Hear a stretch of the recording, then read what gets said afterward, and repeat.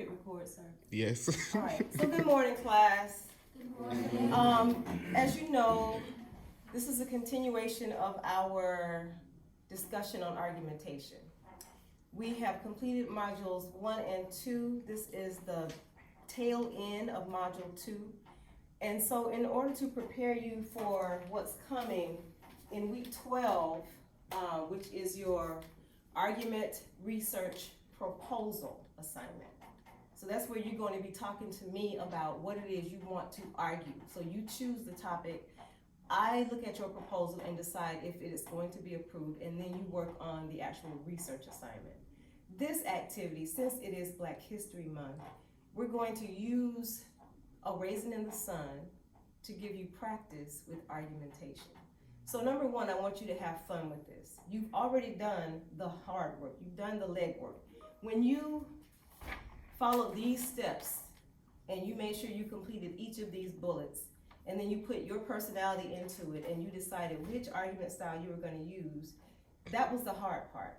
I know sometimes giving a presentation feels nerve-wracking, but before you get to the required 1102 presentation, I want you to use this as just, I've shaken off a lot of that anxiety that I feel, that stress that I feel, that angst that I feel when I give a presentation.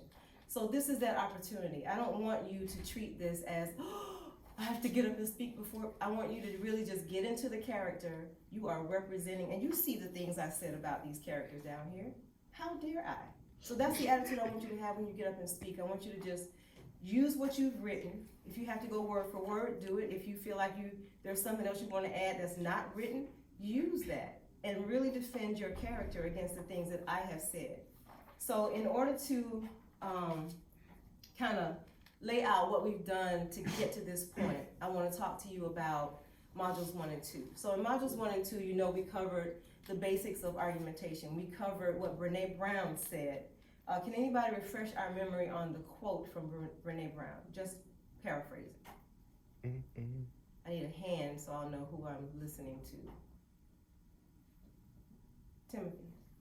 It's like in our human nature, we want to believe what we see because it's in our human nature, even if it's not real. It's in our nature to believe what we see. And so many people now take that for granted. One thing that we saw in Module 1's overview was all of the material producers now, all of these creatives online are just everyday people like us. And because of that, we get more information and nobody really takes the time to verify or make sure it's valid. And so what was your activity surrounding that quote? Wednesday. To find a real life example that like in media or like anywhere that we see like often that's usually false but we believe it to be true. It looks real, but it's false. We believe it to be true because it's in our human nature to do so. Give me one example of something you found and presented to the class.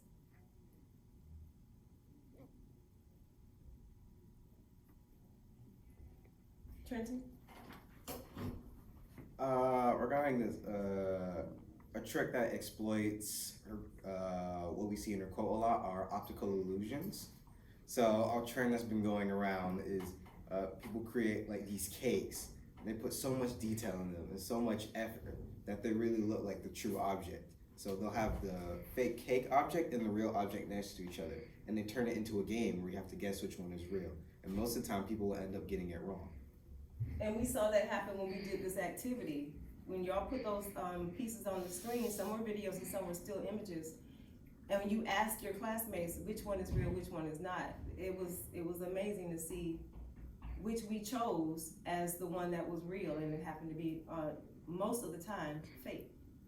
All right, so after watching the play, after reading the play, and then watching the film adaptation of it, your assignment was to, as you're watching and as we were reading, decide who you defend. But before you knew that you could choose, I had you thinking that I was going to assign it to you, which required you to start thinking about, well, gosh, how would I defend each of these, even the ones I don't really want to defend, such as Walter Lee Jr.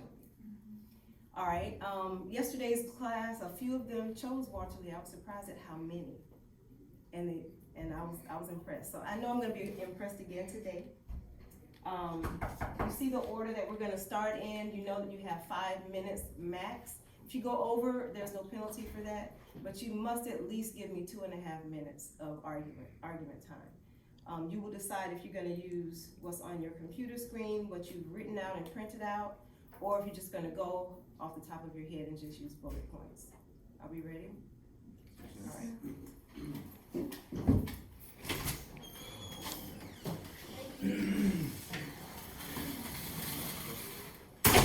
So as you can see on the list, we start with Rakan, but I want to give you a chance to grab breakfast. They are these Bowl City Bites. They look like pastries or muffins, but they're. Bowl City Bite. And then we have cereal, we have bananas. Any takers?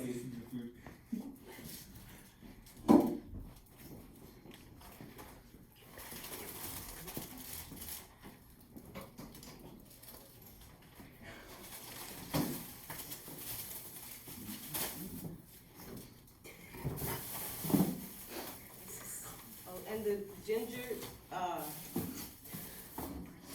graham cracker cookies. Any graham cracker cookie fans? Okay. All right, we're ready.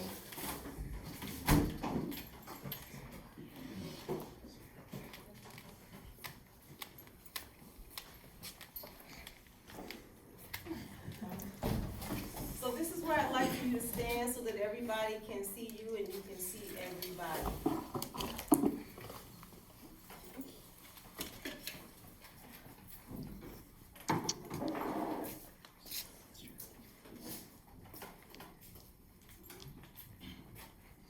Good afternoon, the judge and the jury. Today, I will be defending Lena Younger, also known as Mama, a single mother at the age of around 60, with 4 people in the house to take care of: her son, her daughter-in-law, her daughter, and her grandson. So, these are some claims that were placed on Lena Younger. She is stuck in the older times. She worked her husband to death. She hurt her child because of their beliefs. She withheld necessary support from her son. She belittled her daughter and pushed away her study for arts or her passion for arts. She is a rational thinker who has to make decisions by herself. She never aspired to be a business owner, and she has a narrow mind on when it comes to working, and believes that workers are just meant for work. For our first argument, she's stuck in the older times. I wanna break this down a little bit, because what does it really mean to be stuck in the older times and to have that mindset of someone who is maybe more conservative? So really, that we know that Lena is in her mid-60s, and this, to be stuck in the older mind, is very common for people this age, and not necessarily a bad thing to begin with. There's even a stereotype, really, when you talk to your grandparents or your grandma, or even sometimes your own parents, and they'll be like, oh, back then we did this and this and this, or back then we did it like this, or we had it this way. So they really compare what they had back then to what we have now, which isn't necessarily a bad thing, because there are things that happened back then that are better now. If you look at inflation, it increases with time. So maybe there was something back then that they might be talking about that there's not an issue with right now.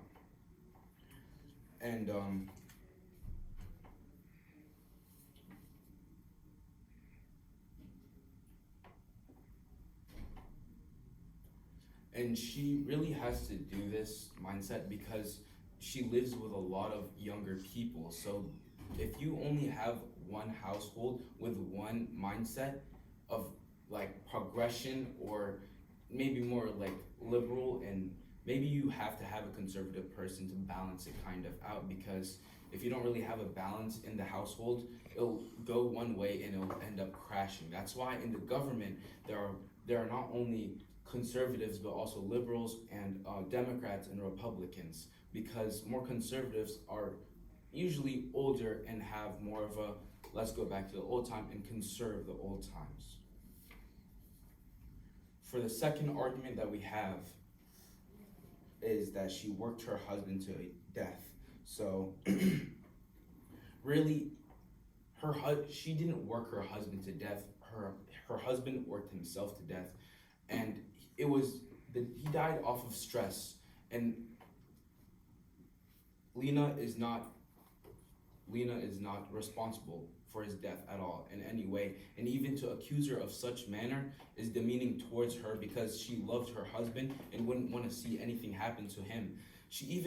There was one time she was even sitting with her husband. Her husband was sitting down and looking at the floor for a while, and she was even saying like how she wished him the best and how she really felt bad for him because of how much he was working.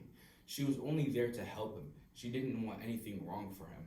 And to even accuse her of like wanting him to die or causing his death for stress is not the issue. The issue is their environment. Their environment is what caused them to die. This cycle of working and put in poverty without escape is the cause of his death.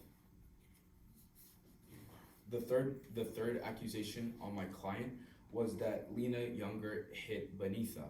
Though we all know this is true, there's reasons for this. I know that there's more than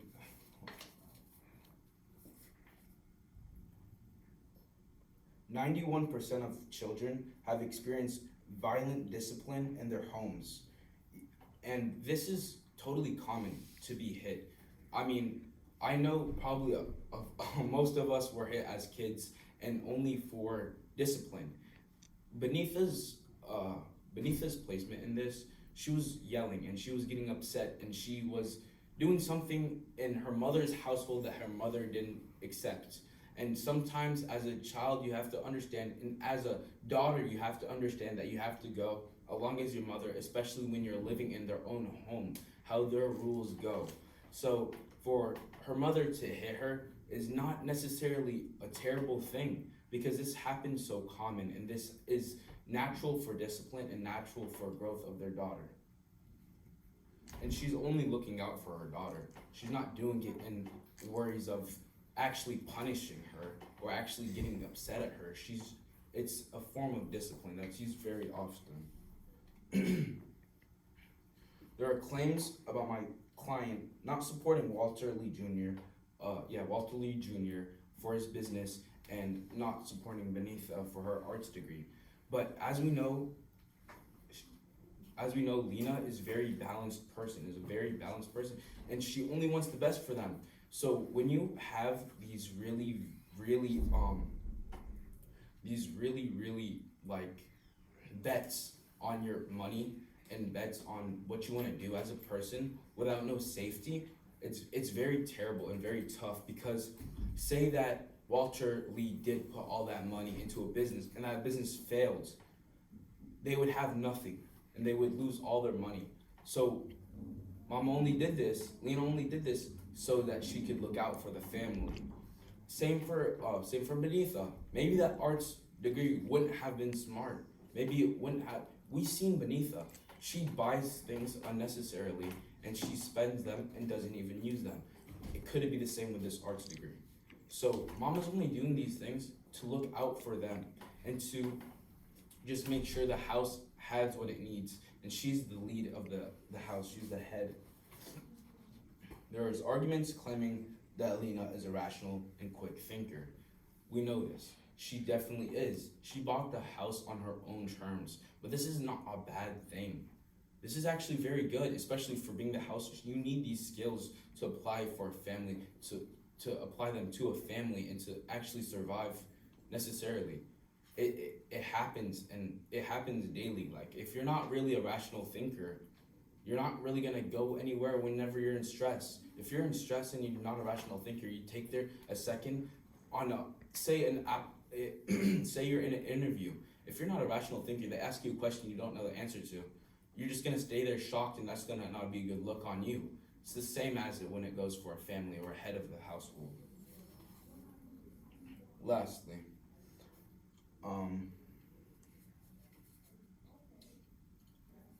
people accuse my client of being a narrow-minded person when it comes to the thought of working, and this can be argued with clearly, because though she is rational when it comes to her like way of thinking, when workers are just supposed to work and they're only supposed to be put in work, but this comes from her past. I mean, genetically, it would be kind of racist for me to say it would come from her past, but she even said herself that she comes from slaves and sharecropholders. So, I mean, they were put in work, barely escaped, barely survived. So, I mean, it is sort of just in her mind that she's just working, and she's working for these people. And it's not her fault that she's like that. It's obviously the government's fault for putting them in a cycle and for putting them in a rotation where they just have to work. They're just built to work. It's made seem Walter works just a job helping out people all the time and putting them in limousines and taking them out. And then you have Ruth as well working for other people. It's obvious what they're doing. They're constantly working, constantly trying to get money for a house they don't even, that's so dirty and so rough because of their environment, because the government put them in that position. For our witness testimony, I'm Travis, and I just need to speak for my grandma real quick. So my grandma is so nice, always taking my side and getting me out of trouble, like when I was playing with that rat. and my mama wanted to hit me. She bought us a house, and now I don't have to sleep in the living room no more. And she's always on my side and always loving me and always taking care of me, and I really love that about her. That'll be it. Any opposing arguments or any questions? Let's give him a hand.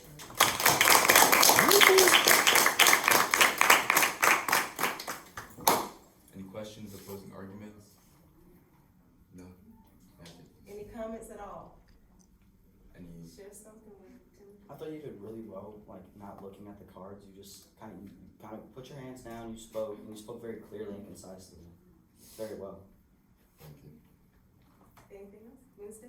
I like how you prepared even though you didn't know you were going first. Mm-hmm. Yeah. I'm fabulous. You should be prepared. All right, let's give him a hand.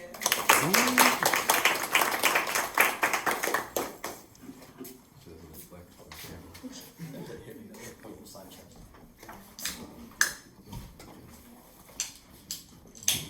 Tracy?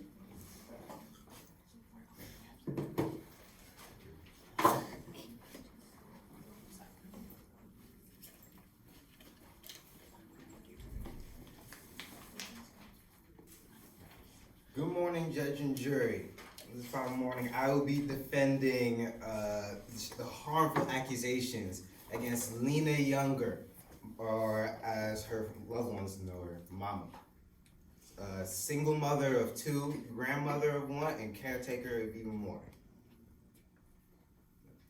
So I'm up here to defend her against these accusations of her being an old head, her being narrow-minded. Oh, she hit beneath such and such and such. Oh, she doesn't support her children. And these are just crazy, insane accusations that I must come up here to defend her against. First of all, I'm going to start off with probably the biggest one and the accusation that feeds into all the other ones. Mama's an old head. She's narrow-minded. She can't keep up with the new ideas that Walter Jr. or Benitha present for their younger generation. Okay, listen.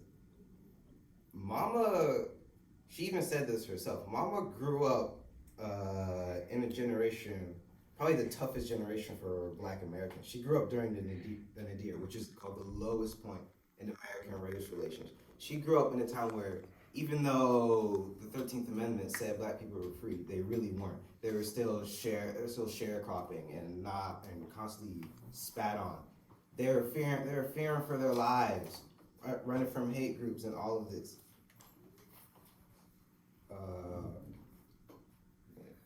Walter Lee Jr. bring this up to it. He's all like, "Mama, money is everything. Money is the world." And Mom's like, "Since when was money everything? When I was younger, we were focused on surviving. We were focused on escaping up to the north." So of course, Mama wouldn't really understand where Walter Lee Jr. is coming from, and I don't think that's necessarily a bad thing either. And when it comes to Benitha, her biggest conflict with Benitha is on the prospect of God. Okay, we need to go back to how she was brought up. During that time period of harsh struggle, God would obviously be that beacon of hope. You know, the thing that really brings people together. He would bring the black people together and save them. Christianity is very widespread in the black community. Obviously, I mean, one of the most well-known stories, to us at least, is the story of Moses freeing his people from Egypt and leading them to the promised land.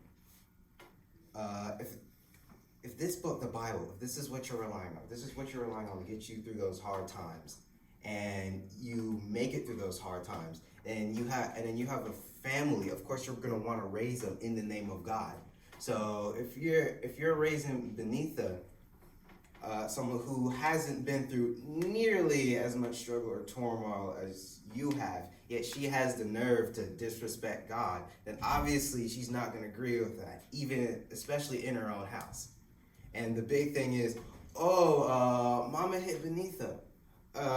It's not like Mama just immediately got up to her and smacked her in the face. No. At first, she started off calm. She started off saying, "No, in this family, we praise God."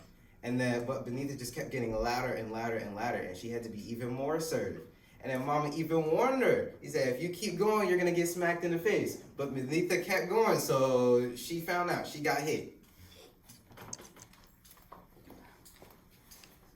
Moving on to the next point is that Mama doesn't support her children, which is really confusing to me. She supports her children multiple times. Her top priority for most of this chronology of events is making sure that Benitha goes to college, make sure she has something. All these different extra passion projects Benitha's had. Surely it hasn't just been Benitha paying for this. There has to be someone paying for it. It's probably been Mama work from her own pocket, working all these long hours in the movie. She's taking care of other people's children just to have a chance to take care of her own children. And then for Walter Lee Jr. So, for the entire time, Walter Lee Jr. is so insane, so fixated on this goal of, on this dream of running a liquor store and finally investing in the business and all of this. And Mama, all that is completely foreign to her. She wasn't brought up in a time when that was possible for Black Americans. And a lot of just seems really shady to not only Mama but the rest of the family. But Mama wasn't really withholding money to support Walter Lee Jr.'s business out of malice. It was really to keep him safe. Deep down, she was concerned. But even then, this doesn't really matter because towards the end, after they have that big argument, after Mama buys Travis her house. Oh yeah, she bought Travis a house, and then she later gave up her position to Walter. But yeah, after that argument, Mama finally gives in. She shows her trust in Walter by not only giving him that money that came from her own husband, who worked himself to death, whose death was how they got that money in the first place. So not only is she giving that money to him with big sentimental value, but she's also giving him enough to get a chance to start his business. Now, Mama gave that money to Walter on two specific conditions. He had to go to the bank and put money in the bank for Benitha's college. So she's paying for Benitha's college, and then she sets aside the rest for Walter Lee to start his business. And I guess Mama was right all along about withholding that money because Walter basically gave it away. He got scammed. He got hosed. And that basically brought the family to the lowest it's ever been. So, yeah, Mama 100% absolutely supports her family.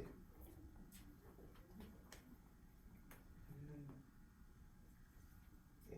In closing, Mama's disconnect from her children before and even after the moving day is completely justifiable, even considering her old age. She's been through so much, struggled so hard. She watched her husband work himself to death just for a chance to bring, not even his dreams, but to bring the dreams of his children true, make it come true someday.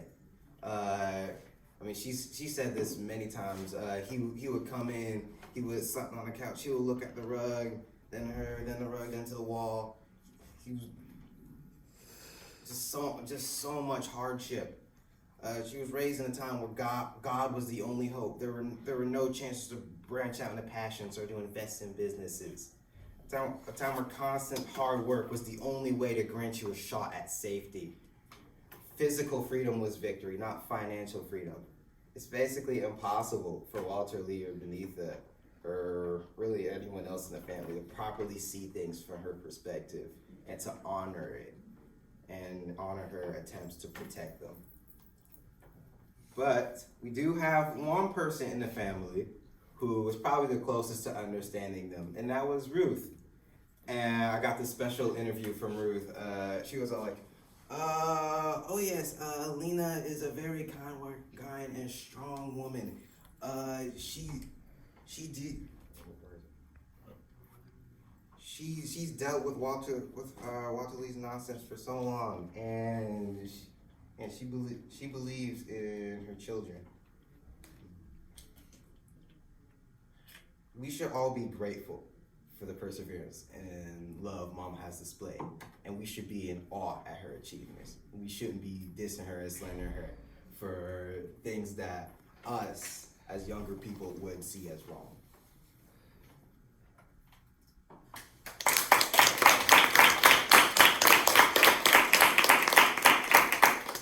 Let's hear a comment or question.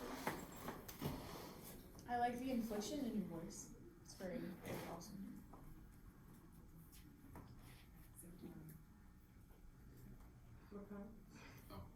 I really like how you included how she used the money because that was a really big thing to like disprove that she didn't really care for her kids. Because at the end of the day, she still gave them like literally everything. She bought the house. She gave Benitha her money for her doctorates, and then she gave Walter money at the end, and he still like used it, and it all went to shambles. And Exactly. She protected.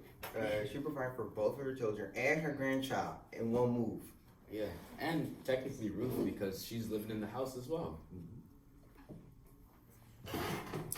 I like how you gave real world examples. Like you gave how she acted in the text to back up like what you're saying, but you also used like real world examples like the government. Like you used the government as an example. Okay, thank you so much, Kenton.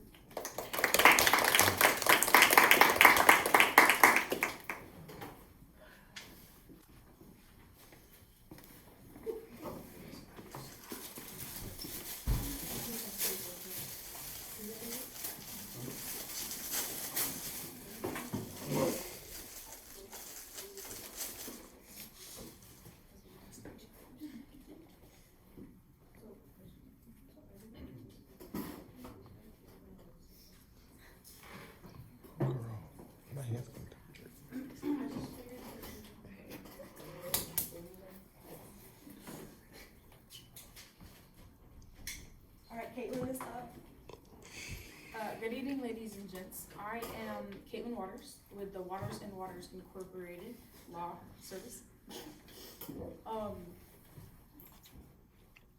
My defendant is Lena Younger, and she has been charged with violation of being stuck in the 1930s and the 1940s, worked her husband to death. She struck her own child for not sharing her beliefs. She withheld necessary support from her son. She belittled her daughter's attempts to educate herself in the arts and equestrian life. She's a rash thinker who makes decisions based on emotion or desperation, and she's narrow-minded in that she feels the working class belongs in the workplace and never to aspire to business ownership. I feel that the defendant is being falsely accused. I motion that the charges placed against Miss Younger be removed. My client can be seen as a complicated, hard-headed, and proud woman by all who meet her. Regardless, a few individuals see these as being destructive to Miss Younger's friends and families alike. Miss Younger is a person. Each and every person is entitled to stand up for what they believe in, which is precisely what my client is doing. My client is a single mother taking care of her son, her daughter, her grandson, and her daughter-in-law. So to first talk about her being stuck in the 1930s and 1940s. It's hard to say that a person is being stuck in the old ages when it's just a continuation of their time and generation. They might have been born in the 1930s and is growing up here, but they're not stuck in the 1930s and 1940s. She has learned from everything, and she's just trying to show her experience to both her parent, or not to her parents, to her daughter, her son, and etc.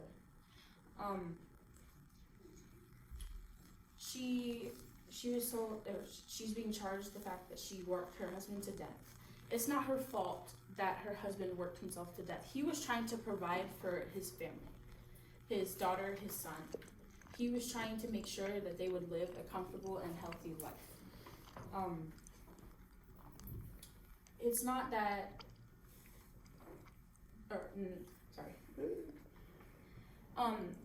Miss Younger has said that Big Walter would come to their house some nights and slump down on the couch and just look at the rug, look at her, and look at the rug, and then look back at her. And she'd know he was down, really down. And she knew that he was falling apart, but it's not her crime that he was working himself to death. She was really trying to make sure that he would be okay. But really the only crime she committed here is letting the rug be walked on for so many years, the poor weary rug.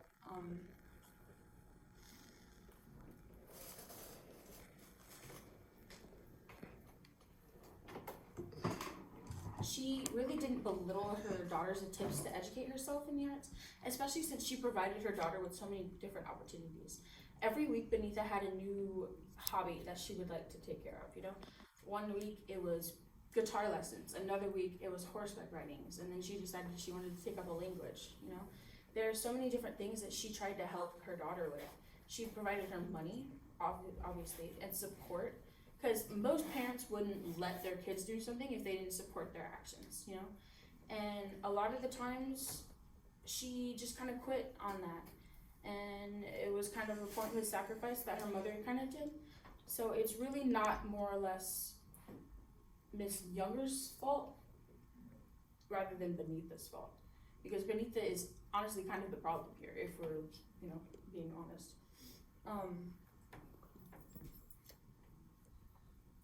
She may be a rash thinker, and she makes decisions based on emotions or desperation.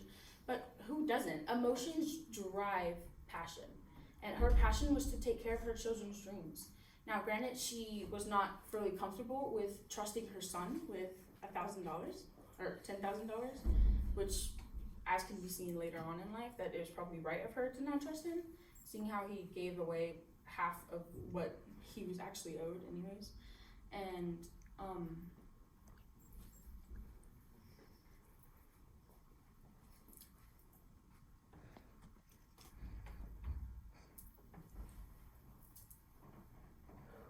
if you glance at Miss Younger, you'll be able to tell that she is tired. She's tired of loss, she's tired of pain, she's tired of heartbreak. Miss Younger has been through more than anyone else in the room. And a comparison can be drawn between Miss Younger's sad and poor plant and her. Both the plant and her need more sunlight, air, and freedom. In the small apartment, neither will get any of those. And she decides to use her $10,000 to put that towards her. You know, her plant and her both need sunlight, right? So you go out and you get a beautiful home with a beautiful backyard. And I feel like that being part of her $10,000 is affecting her, both not her and her son and her daughter. And even her little grandson, who needs a backyard to play in, who needs a big house that he can have his own room. And I feel like it's really unfair to say that she's not looking out for her kids or anything like that, because she is.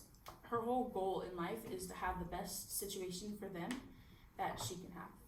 And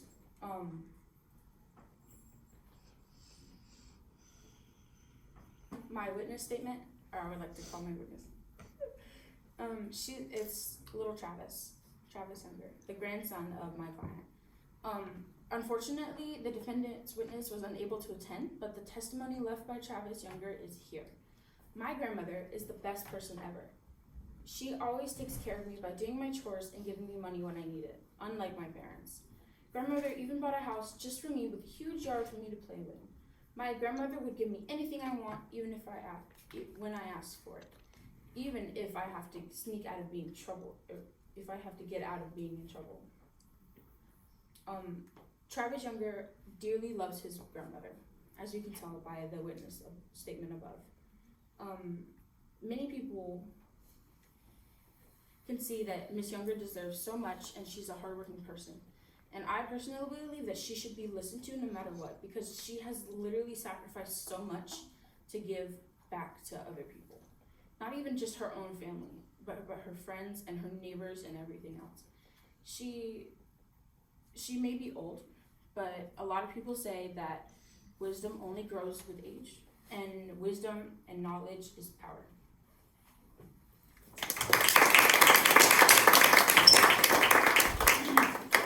Comments, questions?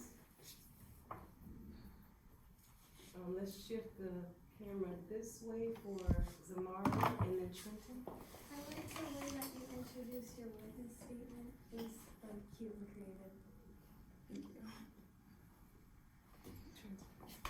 I want to know how you included occurrences from the play / the movie that most people wouldn't really think about on their first time through. Like, you included how the plant that Mama was taking care of was a reflection of her and her status. She just talks about it a lot in the movie, and I thought that it was very pivotal in that sense, because she just felt like, kind of trapped. Sorry. And I feel like the plant was also trapped. The plant couldn't grow. She couldn't grow. Her family could not grow. But if they moved into a new house with new opportunities, they could grow better in that sort of environment. Let's shift over to Ron and then back to Wednesday. Yeah, I really enjoyed how you made it seem like an actual court. You presented yourself more as a company and stuff, and that was pretty creative as well. But overall, I think you did really good. You really defended her points, and I like how you made it seem like a court. So you also had a bit of evidence, but you also put a lot of emotion, saying how she really been through a lot of things and how she really impacted the people around her, which I really enjoyed as well. Back to what Trenton was saying about the plant, I think it's a very impactful thing in the play that nobody really thought about until you said it. And it can be brought up when Ruth is always nagging on the plant and how she takes care of it, and how Ruth is always nagging on her house and how she lives and things like that. And that can be also a connection drawn between the two, because Mama feels connection to the plant, and she always defended the plant and the house, and they're sort of connected in a way, I guess. Yeah, definitely. Anything else? Okay. Let's give her one more hand.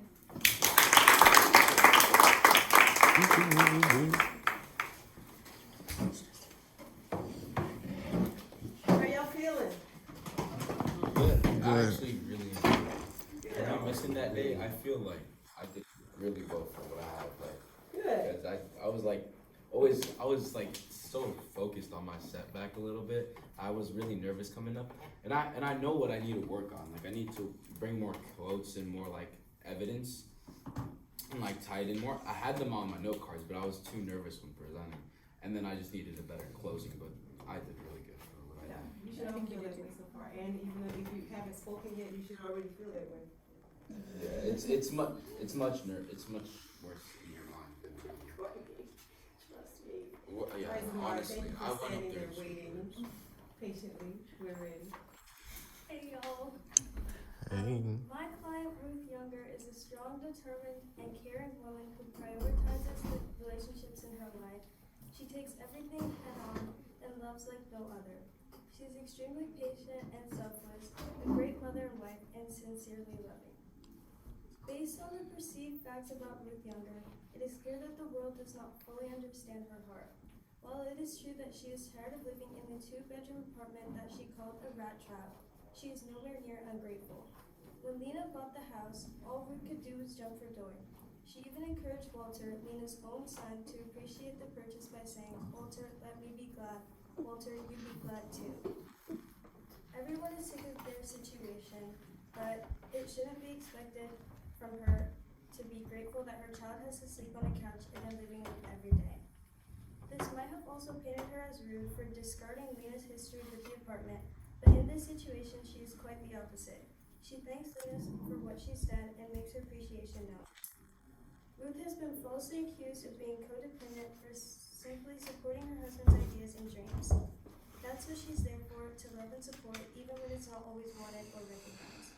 The support she offers to her husband also made her seem like she has no morals and only focuses on loyalty. If this was true, she would not have walked out of that salon. Instead, she would have gone through with the abortion and given up on the idea that her family will figure it out. Ultimately, she would have compromised her integrity. While this is an extremely vulnerable activity that she decides against, it demonstrates her strength and durability. Could someone so fragile refuse to kill their own child when they have no money to support it? Could someone so fragile come to terms with the fact that they'll be raising a child in such difficult circumstances? Although Ruth never explicitly said she was getting an abortion, she hinted it by calling the doctor a she when talking to Lena. So, it's not really lying if you don't say anything. It's just a secret. It is her right not to share any information about the child she is carrying in her own body. Mrs. Younger is an emotional person who feels everything. This doesn't stop her from tending to her responsibilities or hinder her ability to get anything done. She starts her day off by waking her husband and child, then she makes them breakfast. She then continues to iron the clothes of everyone in the house while battling the fatigue that comes with pregnancy. She refused to take a break from ironing, refused to call in sick to work, and ended up passing out because she wanted to finish her third responsibility that morning. So, my witness, Benita, I'm Benita now. Walter said it himself. Ruth has done nothing but work for the past 3 years. She slaves away in someone's kitchen just so I can become a doctor, so Travis can get an education, and so Mama doesn't have to work anymore. I've never seen Ruth be irresponsible, but I've witnessed the love she has for her family firsthand. I'm not Benita anymore. Ruth loves her husband unconditionally and often finds herself fighting for any bit of affection from him she can get. She doesn't physically cling on to him because he doesn't let her, and he kind of has problems. She clings on to their broken relationship with high hopes that things will get better. She clings on to the tug on her heart that tells her to keep trying with the help of her incredible patience. Of course, she could benefit from some kind of guidance or counseling. I would too if I got married at 19. But this is all she's known for the past 11 years and how she's been living for the past 11 years. And she would hate to risk her own comfortability and build trust with a stranger just for some advice. Ruth Younger is a loving and strong woman who deeply cares for her family and is willing to make sacrifices for their well-being. Despite facing numerous challenges, Ruth remains resilient and determined. Her patience, strength, love, and understanding shines through her and illuminates through dark times. Comments, questions? I have one. I really liked how you used like like your personality. There was a lot of funny. It was kind of funny, especially when you like changed to like your different characters and stuff. I really liked how you portrayed the different people. Also, it was funny. I really like your in-text evidence and things like that, and I kind of like how you didn't really make it seem like it was in the text. Like you kind of were just like, oh, she did this and this. Oh, she did this and this and this. One thing is, I wish you included the time where she was comforting Walt, and she was saying, "I love you. I know it's hard and all that." I wish you added that, but still, it was super good. I liked your humor and stuff with it, and it flowed all really nicely. So, really good job. Anything else? Courtney, you have anything? Yeah. I like the evidence, like when you were like, oh yeah, she could have walked out to get an abortion and all that stuff, but she didn't, and then you went like, you made your facial expression, like that just showed that, yeah, what the accusation said wasn't correct, like it was false, and it just clicked in my head. It was so nice. And like that, when she was making the faces, she took a pause so that we could all think about like what she was saying and think about how, like maybe considering switching sides on what we feel about Ruth. Good observations, everybody. All right, thank you for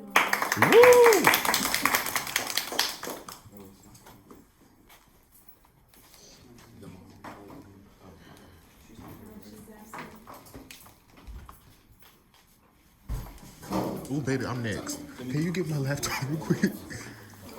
It's right there.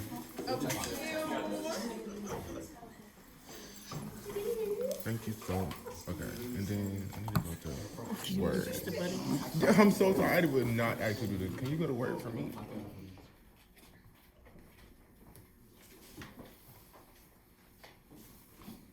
No. Go down to that search bar. No, Word. Go down to that search bar. No, they're down. The one jet down. We ready? Nope, I swear. Sorry. She was pulling up mine because I'm next. You good? Is it up? Yeah, it should be up. You ready for anything? Yes, ma'am. Ladies and gentlemen of the jury, I stand before you today to defend my client, Walter Lee Jr.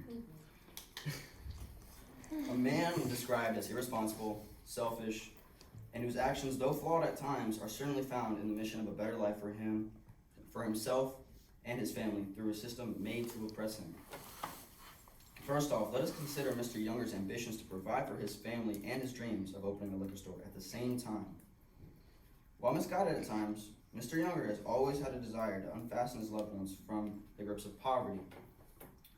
Some may argue that Mr. Younger's ambitions led him to make reckless decisions, but let us not forget the issues that come with the prevalent amount of systemic racism that limits opportunities for African Americans like Mr. Younger and his family.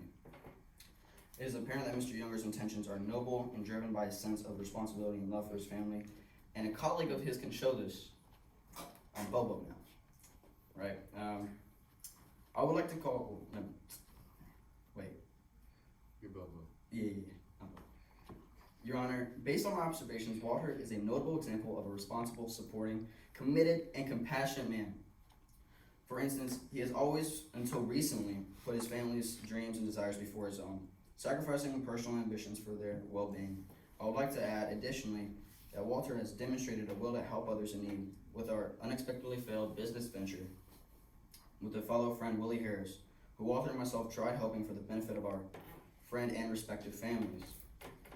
And may I add, Your Honor, that Walter has remained humble when he has fallen short and remained determined to keep pushing for the benefit of his loved ones. Moreover, Mr. Younger serves as a I'm my lawyer now. Moreover, Mr. Younger serves as a representation of the evil effects of systemic racism, with its echoing effects persisting throughout his life, with people of Clybourne Park having to show for that when they tried buying out him and his family from the neighborhood. Mr. Younger's frustrations and desperations are not merely the products of personal failings, but are born out of society that systemically oppresses individuals like himself. The evidence of Mr. Younger's struggles is not just confined to him or his family, but reflects the harsh realities faced by many African American families for a better life, striving for a better life. Furthermore, let us recognize the complex human nature embodied by Mr. Younger. He's not a one-dimensional person that only thinks for himself, but an example of a man with conflicting desires. as shown with him working as a limousine driver and caring for his family with the money he makes. Even though he wants to open a liquor store, depicting the internal struggles and external challenges, I plead to you, ladies and gentlemen of the jury, to move your hearts and to empathize with the simple humanity of his obstacles throughout life. Mr. Younger's flaws show a sense of compassion, even while grappling with the uniqueness of his circumstances. In conclusion, I urge you to see past the surface level judgments of my client and recognize the complexities of his circumstances. Walter Lee Jr. is not merely a man, but a symbol of hope and resilience in the face of adversity. Let us not condemn him for his flaws, but instead give him the empathy and understanding that every human being deserves. Thank you. Any, opposing arguments or anything? Come on. I wanted someone to hate on Walter. Jayla, can you hate on Walter? Can you hate on Walter? Well, I think he did really good choosing a very hard character to Mm. having a good name. But yeah, that's all I have. Thank you. Can you hate on me, Dr. Trent? He totally remained calm in the face of adversity multiple times. There's no way he could flip down his sister or his wife or coworker / friend. No way. It's not possible. It's not like after Bobo told him the bad news, he lashed out on him. But he then went home and he didn't take it out on his family. He then remained humble and stood up to his mistake. You know, if you're working with your partner, of course you're going to get mad that you two both lose, but you're not going to go and get mad at everyone. You're not going to go get mad at the world. You're in the same boat with them. You're going to stay humble to everyone that's not in your boat, essentially. You're going to have that perspective. That was all. After he spent all that money, he was humble because he made the biggest decision for his whole family that literally, almost killed him because, they have no money. And he literally spent even, the money he was supposed to save. But before that, he was very disrespectful. He was not humble at all. His wife was trying to help him and make him food. He threw her eggs on the floor. And he yelled at her, and he was like, "You're good for nothing. You're old. That's why I don't like you." All because she was stressed. Because he was just yapping and yapping and yapping all the time. What say you, Attorney Timothy? In my defense, I don't believe really many people in that house, in my client's defense, not many people in that house are very humble. Everyone's yelling 24/7 all the time. So you can't really just pin that against Walter all alone. And another thing about the eggs, being thrown, they were arguing. It's kind of hard to, be humble in an argument like that, because he was kind of asking a question like, what kind of woman are you to this and this? And she wasn't really answering him, I guess. So, kind of escalated to that point. You had a question? No, I was thinking just. Courtney? Caitlin? Okay, so back on with, what Wednesday said. The whole, he was the problem and he gave away the, his money that was supposed to support their family financially. How are you going to say that it's not his fault that they're going to go into the hole? He's the one who's trying to make the decision to sell the house after Lena just bought it. So he's trying to make the decision after his own mistake to sell the house that everybody else in the household is happy with. He's definitely the problem. Back to Timothy. So you're saying he's the problem because he's trying to fix the problem? Yes, he's the problem because he's literally just gonna make everything else worse. The whole point. But wasn't of the guy gonna give him financial gain? I don't really see the problem there. Me personally, I would have done what Walter did. I wouldn't have. If you're spending $1,000 for a house and you lose $1,000, and he's trying to buy it back for $1,500. Yeah, that's an extra $500. Sure, I messed up, but let's forget about that real quick. What the? Alright, let's go to another hand. I see Zamari and I see Ratana. Okay, well, back to when you said that there's everybody yelling in the house. Well, that's mainly because of him. He's causing most of the issues, and you gotta be honest. You gotta be a man that stands with your will, stands with your ground, and supports your family. Just because they don't support you, you gotta do what you gotta do to make them feel emotionally okay. You can't just put them down because you're feeling a different way. Yeah, sometimes you're not gonna be, like the person of the house, but you gotta understand that and recognize that, and you gotta stand up for who you really are. And you really just gotta put your feelings aside, and you gotta say, okay, this is my family, I love them, let me take care of them. And he was basically an alcoholic. Like, he was going out every night. That's not supporting your family, and you're using all that money too. I don't really want to diss you, but what you said like a couple sentences ago when you were like, everybody in the house isn't humble. I don't really know if everybody in the house is as like ambitious as Walter with his little liquor store. Like, okay, Benita wanted to be a doctor, but like she was going to school and she was sure that it was Lena's money. And Walter, he didn't like that idea. He was like, no, I want the store to be mine, I want the money. And Benita's little doctor thing, she just wanted to be a doctor. She wasn't like, oh, I'm gonna use my mom's money and like become a doctor. Let me pause before you respond. Is there anybody else defending Walter? Me. Okay. So we're gonna you don't have to respond to that one. Let's hear what Caitlin has to say. I was just gonna kind of talk about what she just said. So the whole, just forgot my train of thought. Oh shoot. What were you talking about? I was talking about how Walter was like the most ambitious. So Benita, you know how we decided that there was a parallel between Walter and Benita about how both of them look towards them toward their goal of like getting money, right? Sorry, jeez. Benita is trying to work for her goal. She's trying to go to school. She's trying to get a great job. What is Walter doing? Walter is literally just trying to get money the easy way. He's trying to. There's nothing easy about being an entrepreneur. He's doing the exact Oh my same thing, God. working hard, working a job, trying to, be ambitious. Like you said, there is a parallel. They do the same things, but not the same thing. No, but it's not easy to be an entrepreneur like what he's doing.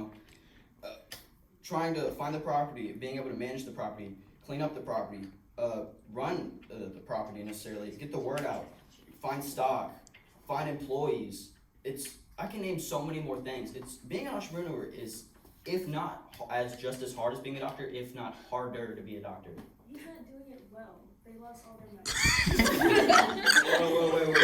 Wait. Why move the goalpost to doing it well? That's not what this was initially about. It's about the similarity in between their two dreams.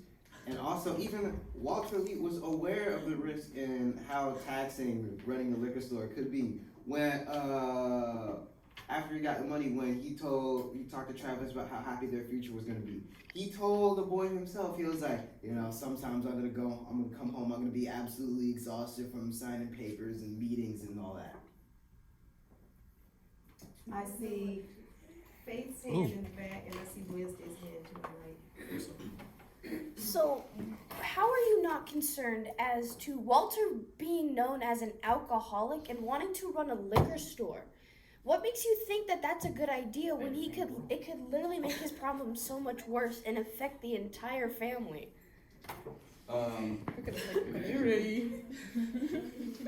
So you're saying, him running a liquor store is going to be an issue for himself and his family because he's already an alcoholic? Yes. Well, hypothetical here, he makes the money to go to rehab. Okay. But from the actions that we've seen with Walter, he makes no effort to change himself for the better or for his family. He still puts that foot forward of, I need to do this for my family, but I'm going to do it the wrong way in a point where I might not even benefit my family, but just myself. And not even himself. But then also, if you really want to define the term alcoholic as being reliant on alcohol for happiness, and I feel like Walter has displayed being happy and being able to, live without alcohol throughout the story. When he went to the house, he was all joyful. When he was dancing on the roof, he was all joyful. I think he just seeks. Drunk. He wasn't drunk when he saw Ruth. He was Tipsy. yeah. I think.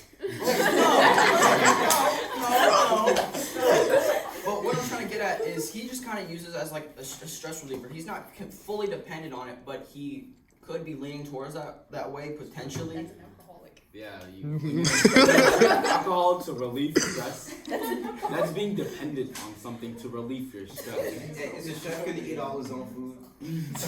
Exactly. Well, Okay, let's go to Wednesday's hand has been up for a while. Yeah, okay, guys. So I'm gonna sympathize with him because everyone is hating on him. Right.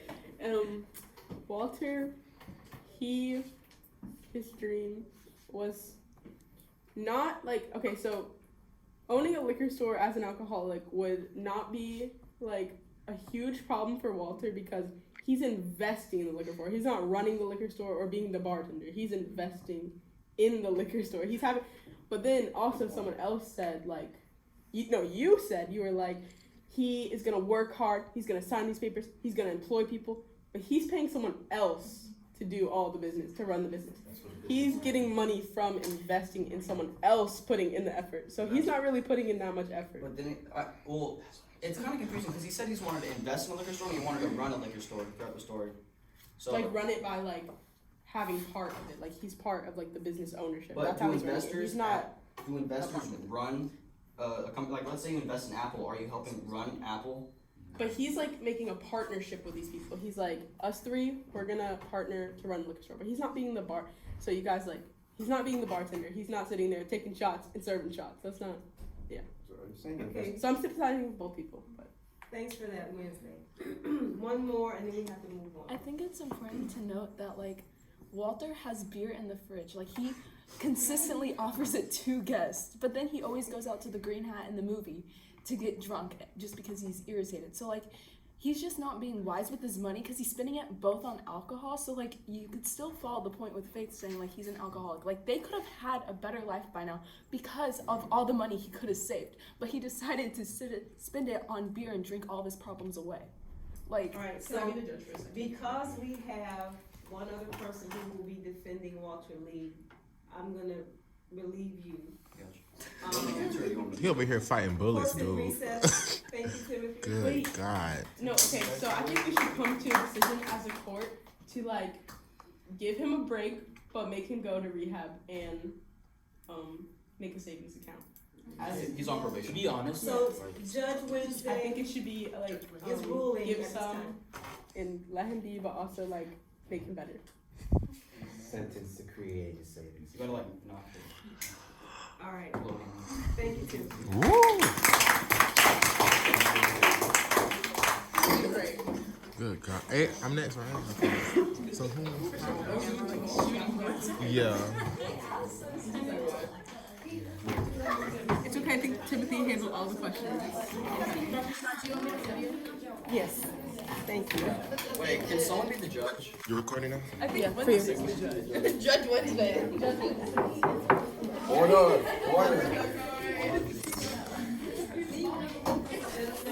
Oh yeah, I should have done Should I that. order the court to silence, guys? Order in the court.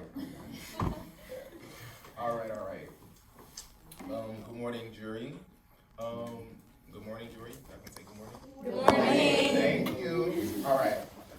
Today I will be defending Walter Lee Younger. Walter Lee is an individual that has been accused of being or having a lack of critical thinking skills, being a drunkard, and overall taking no responsibility for his lot in life. While some of these accusations may be accurate, Walter Lee has been in the same place, in the same circumstances for 35 years. Now, if I was somewhere 35 years and I was going through the same thing over and over and over again, I would want a drastic change in my life as well. It's no secret that Walter Lee is a poor black man who has limited circumstances to come up in life. So when you have something like this where you can invest in a business, where you feel like you can have a fast movement and your family can get out of what we would call the ghetto, you're taking that chance. Something changed in Walter after the Charlie Atkins incident. The Charlie Atkins incident was when Charlie Atkins was investing in a dry cleaning business, and Walter didn't invest in him, invest in the business with him because of them saying that he was a good for nothing loudmouth. Well, that dude from the loudmouth now makes $100,000 a year. That's how much he grosses. So after such a bad loss and missing that opportunity, something in his mind switched to want to always now go for the opportunity that he could bring his family up in life. Walter Lee is a dreamer. He's a dreamer that wants to get his family out of the mud. Now, granted, his ideals and the way he does it is not ideal, but when you're in circumstances where you're struggling to even get food on the table, you're struggling to pay your bills, you have a lot of things going on in your head because he's not mentally stable, y'all. This is,